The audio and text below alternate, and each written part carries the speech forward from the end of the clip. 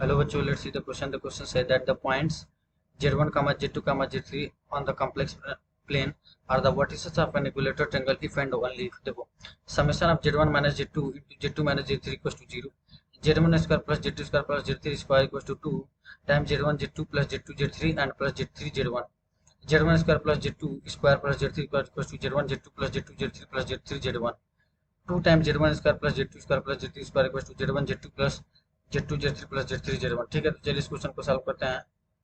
मैं लिखता हूँ की concept. Rotation of complex number, rotation of complex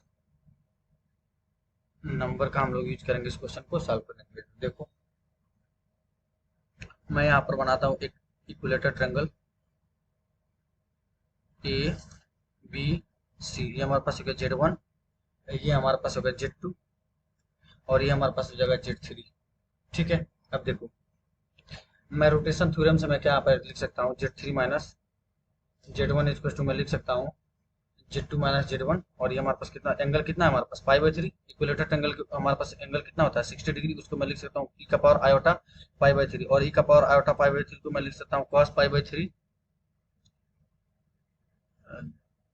इसको मैं लिख रहा हूँ e का पावर आयोटा π/3। ठीक है, तो ये हमारे पास हो जाएगा z, क्योंकि लेंथ सेम है तो कैंसिल आउट हो जाएगा। z3 minus z1 equal to कितना हो जाएगा हमारे पास z2 माइनस z1 और ये हमारे पास हो जाएगा cos π/3 प्लस आयोटा साइन π/3। ठीक है,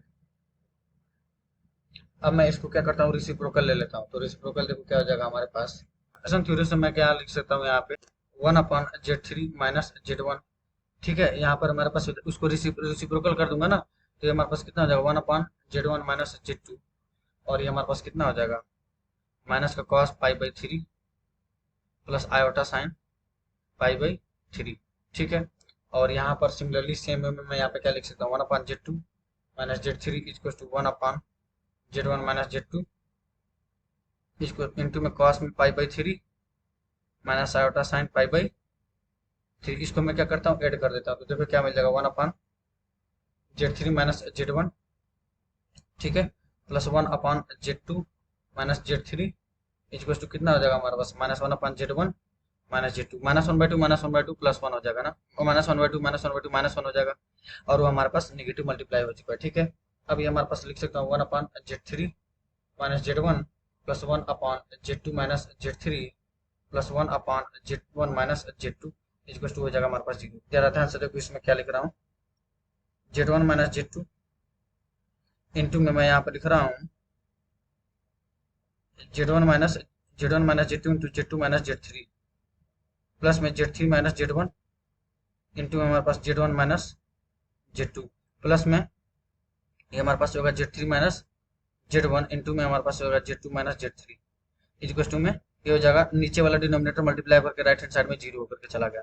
और इसको मैं क्या लिख सकता हूँ, इस चीज को मैं समेशन के फॉर्म में क्या लिख सकता हूँ, इसी को मैं लिख सकता हूँ summation of z1 minus z2 into z2 minus z3। Cyclic order में चल रहा है ना, ये समेशन हमारे पास 0 हो जाएगा, मतलब ये ऑप्शन क्या है हमारे पास करेक्ट है। ठीक है, अब देखो अब जो समेशन है हमारे पास उसको उसी समेशन को ऐसे भी लिखा जा सकता है। देखो z1 माइनस z2 इंटू में z3 माइनस z1। ठीक है, इक्वल टू 0। अब देखो इसको यहाँ से क्या इंप्लाई कर देगा summation of z1 into z2 minus z3 minus z1 minus summation में ये हमारे पास z2 into z3 minus z1 equal to हमारे पास कितना हो जाएगा z1 है हमारे पास। ठीक है, z1 इक्वल टू 0। अब देखो ये यहाँ से हमारे पास क्या इंप्लाई कर देगा, देखिए हमारे पास कितना है समेशन ऑफ z1, ये हमारे पास कितना हो जाएगा समेशन ऑफ z1, ये हमारे पास हो जाएगा z1 square plus z2 square plus z3 square equal to कितना हो जाएगा हमारे पास z1 z2